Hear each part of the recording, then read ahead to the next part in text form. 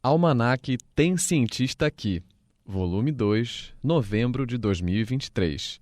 Tefé, Amazonas, Brasil. Capa com desenho de uma cidade portuária com embarcações, guindaste e prédios. Em primeiro plano à esquerda, um porto com embarcações, pessoas desembarcam, carregam sacos com alimentos e frutas. Do outro lado do rio, algumas palafitas em amarelo e azul.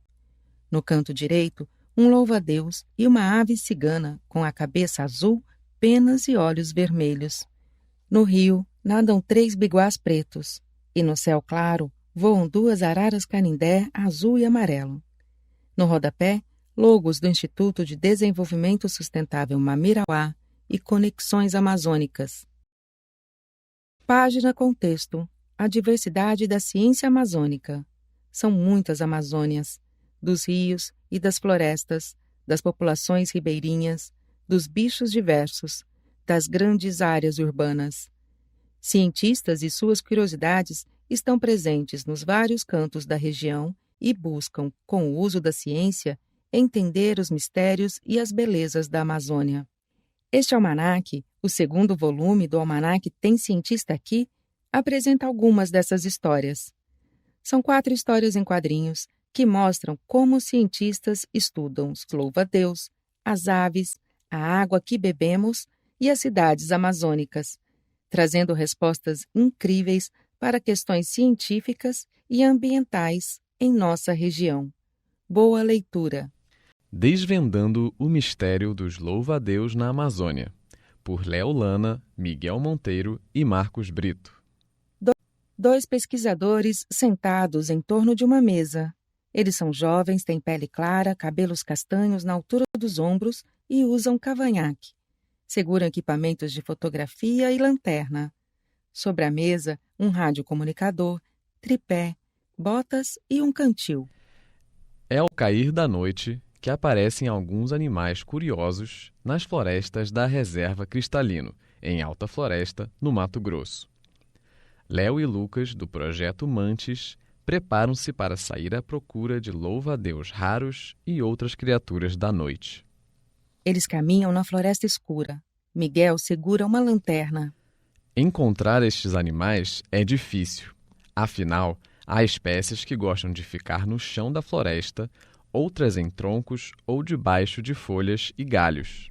Tem que ter muita atenção para achar os louva-a-Deus. Eles são pequenos e se camuflam super bem, e não tem cheiro ou som. Cada folha deve ser examinada com cuidado. Lucas surge atrás de uma moita e grita. Léo, corre aqui! Encontrei um louva-a-Deus raro! Ele se aproxima do pequeno inseto verde que está sobre uma folha. É um louva-a-Deus, com um corpo estreito e alongado, 3 pares de finas patinhas e uma cabeça triangular, com 2 antenas finas e longas. Caramba! É um louva-a-Deus pipa, do gênero Choeradodes. Essa espécie só era conhecida nas regiões mais ao norte da Amazônia. Depois de um mês procurando, finalmente encontramos. Os pesquisadores têm os rostos cobertos por pequenos louva-a-Deus. Léo sorri e diz: Em menos de 2 meses de expedição, encontramos mais de 30 espécies diferentes de louva-a-Deus. Ao menos 3 dessas espécies são novas para a ciência. Também vimos pela primeira vez um louva-a-Deus se alimentando de uma planta, sendo que os louva-a-Deus são carnívoros. Dentro de um balão de pensamento, um louva-a-Deus sobre um cardápio com plantas e formigas. Ele sorri e diz: Quero o látex do mamoeiro, por favor!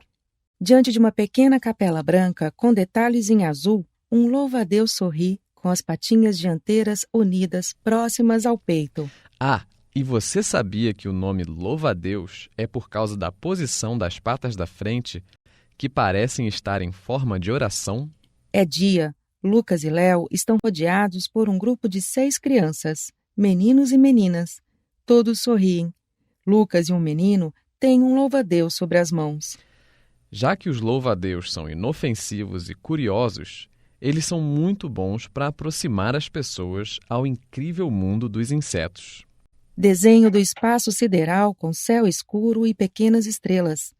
No canto inferior direito, o planeta Terra, com o território brasileiro em destaque. Espalhados pelo quadro, 4 louva-a-Deus de diferentes espécies. O Brasil possui a maior diversidade de louva-a-Deus do mundo, cerca de 250 espécies. Cientistas acreditam que existem mais de 500 espécies para serem descobertas. O projeto Mantis ainda tem muito trabalho pela frente. Fim. Saiba mais sobre o projeto Mantis pelo site www.mantis.com. Aves das Várzeas Amazônicas, por Bianca Darsky Silva, Ana Carolina Chiodi e Andréia Corazini. Final de tarde com céu claro. Ao fundo, um barco navega as águas escuras do rio Madeira. Em primeiro plano, 3 pessoas desembarcam de uma canoa na beira do rio. Apesar da Amazônia ser conhecida como uma região extremamente rica em aves, pouco se sabe sobre as aves que vivem nas várzeas. Em uma pequena comunidade, 2 pesquisadores conversam com um casal de ribeirinhos. Ao fundo, uma menina segura um cachorro caramelo e observa. Olá, obrigada por nos receberem. Somos cientistas. Viemos estudar as aves que vivem nas várzeas do rio Madeira. O pesquisador abre um mapa com traçados de rios e diz: Vocês poderiam nos mostrar os diferentes ambientes da várzea?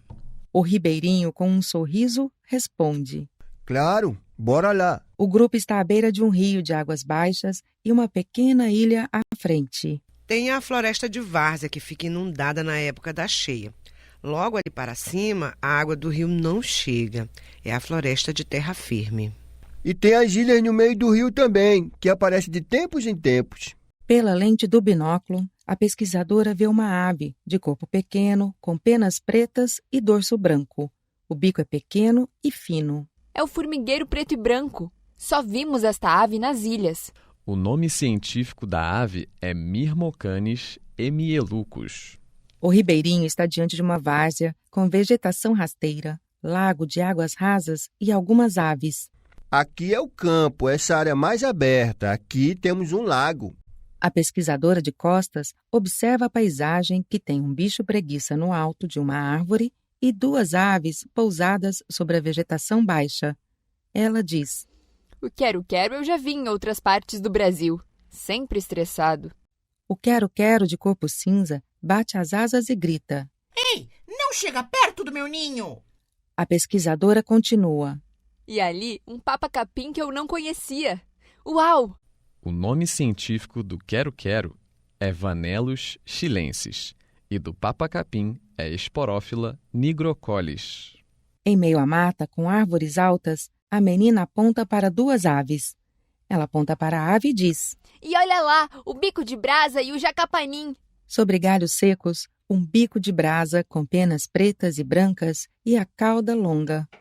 No alto de uma árvore, um japacanim, de penas cinza escuro e bico laranja.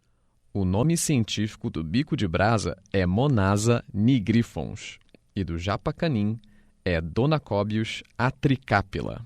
Pouco à frente, o pesquisador com uma trena mede a marca de água numa árvore. Aqui a água já baixou quase 2 metros. O pesquisador e a menina estão atrás de uma árvore. Ela vê uma ave e diz: Olha, uma Maria Leque com seu lindo e extravagante enfeite de cabeça. A menina aponta e complementa: E bem do ladinho, uma mãe de taoca. Que sorte! A Maria Leque, de corpo marrom e topete alto vermelho, está pousada sobre um galho e diz: Agora que a água do rio baixou, tem bastante comida para nós. Bem ao lado, uma mãe de taoca, sobre o tronco de uma árvore, responde: Vou atrás das formigas. O nome científico da Maria Leque é Onychorhynchus coronatus e da mãe de taoca é Philegopsis nigromaculata.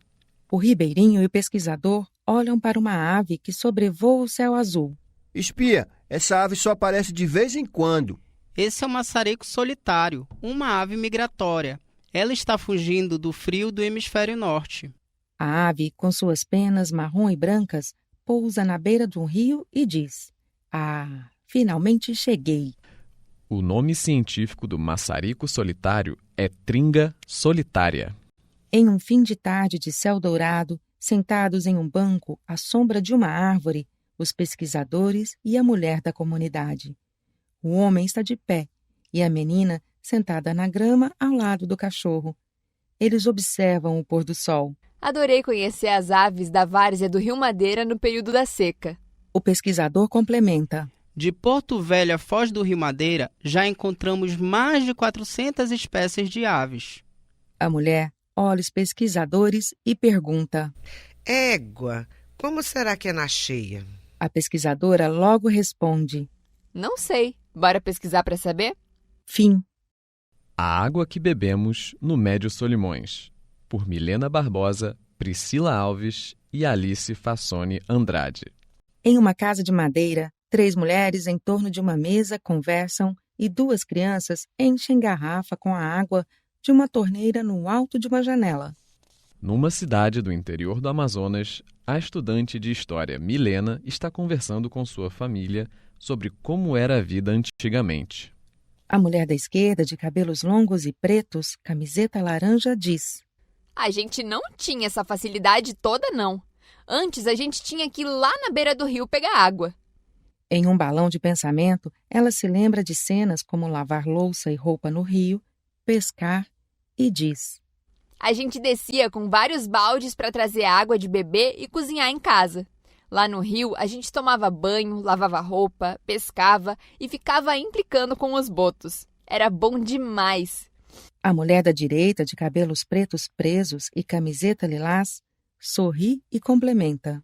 Vixe, gostava que só de brincar com boto. A mulher de camiseta laranja continua em suas recordações. Mas aí a água ficou suja por causa do lixo e do esgoto da cidade. Todo mundo ficava doente. Aí paramos de ir pro lago tomar banho. A água servia só para pegar bicheira mesmo. Foi por causa disso que a água começou a chegar em casa pela torneira. As crianças se aproximam da mesa e a menina pergunta. Mas tia, de onde que vem a água? E o menino complementa. Ainda é do rio? Porque vez ou outra eu fico com um forte piriri. Milena olha para o menino e responde. Não. Agora a água vem lá do subsolo, pelos poços de água. Podemos fazer um teste para ver se a água está potável para beber. O menino, com um grande sorriso, pergunta. E como é que faz? Milena está cercada pelas crianças. Ela segura uma lupa e um copo d'água. No alto, um balão de pensamento com a imagem de um pequeno monte de cocô e uma seta que mostra um copo d'água. Milena também é cientista e trabalha com a qualidade de água para consumo humano. Quando a água está contaminada, nós usamos uma espécie de lupa para ver os seres bem pequenininhos que ficam no cocô das pessoas, chamados de coliformes fecais. Eles indicam que as pessoas podem ficar doentes, com dor de barriga e diarreia, por exemplo. No centro do quadro, desenho de Milena em um laboratório. Ela usa jaleco branco e luvas azuis e manuseia alguns recipientes. Milena e a sobrinha conversam. Tia, a gente pode ver? Claro. Primeiro filtramos a água em um papel bem fino, onde ficarão grudadas as bactérias. Milena leva o recipiente para uma estufa e depois mostra o vidro com várias bolinhas pretas. Depois, colocamos alimento para elas e deixamos em uma estufa quentinha, na temperatura ideal para as bactérias se multiplicarem. Após 24 horas, contamos quantas unidades de bactérias se formaram. Cada bolinha representa milhares de bactérias. O menino, diante do notebook, exclama. Tem muitas bactérias aqui. Olha só, mãe. Tu é lesa, manazinha. O que nós podemos fazer para melhorar isso? Milena aponta o indicador para o alto e explica. Podemos usar os tratamentos caseiros, como a cloração e a filtração da água, que ajudam a eliminar essas bactérias. Mas com esses resultados, podemos também cobrar por políticas para a melhoria no saneamento de água para a cidade. As crianças apoiam a tia. Então bora avisar todo mundo? Bora mesmo! Milena está sobre um palco ao lado de uma faixa branca com o desenho de uma gota d'água e escrito Dia Mundial da Água. Ela está diante de dezenas de pessoas e diz: A participação da população é fundamental para a criação de políticas de saneamento eficientes. Desta forma, podemos melhorar a qualidade de vida para todas as pessoas. Fim. A Amazônia das Grandes Cidades, por Tiago Santos, Arielle Machado e Letícia Uzum. Em uma pequena comunidade ribeirinha, algumas pessoas se despedem de uma jovem que entra em um barco pequeno. Janaína é de uma comunidade ribeirinha e está indo para Manaus estudar na universidade. Janaína se despede da família. Bora pra cidade. Adeus, povo fofoqueiro. Brincadeirinha, eu vou ficar com muita saudade. No meio do rio, Janaína avista um barco com um pescador. Ele tira do rio uma rede com poucos peixes. A jovem comenta: Colega, tem pouco peixe aí, hein? Logo atrás da jovem, um menino acompanhado da mãe também comenta: Tem mesmo. Papai disse que os jaraquis estão arribando nessa época. O barco se aproxima de Manaus. Janaína avista a faixa de areia com pessoas e, ao fundo, vários prédios e chaminés altas que soltam fumaça escura. Ela exclama: Jesus, que confusão! O barco se aproxima do cais. Ela olha para o menino e diz: Chegamos na metrópole. O menino não entende. Metrópole? Eles caminham no cais entre as pessoas apressadas, trabalhadores e turistas. A jovem sorri e diz: Metrópoles são as grandes cidades. Nelas vivem muitas pessoas e há diversas oportunidades para estudo, trabalho e saúde. O menino sorri, aponta para a mãe que está a seu lado e diz: Eu e minha mãe viemos consultar um médico que vai me dar um óculos, igual ao dela. Inã, a irmã de Janaína, se aproxima. Ela tem cabelos escuros e longos, sorri e olha para uma enorme cesta cheia de comida que Janaína segura. Bem-vinda, mana! Glória a Deus, a mãe mandou minha farinha ovinha e meu açaí.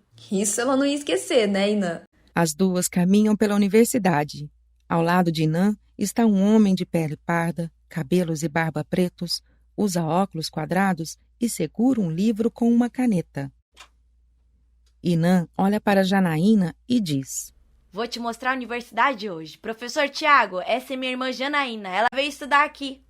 O professor sorri e diz: Que bacana! Eu sou geógrafo e vim de Belém do Pará para pesquisar as grandes cidades da Amazônia. Os três caminham pelo gramado verde da universidade.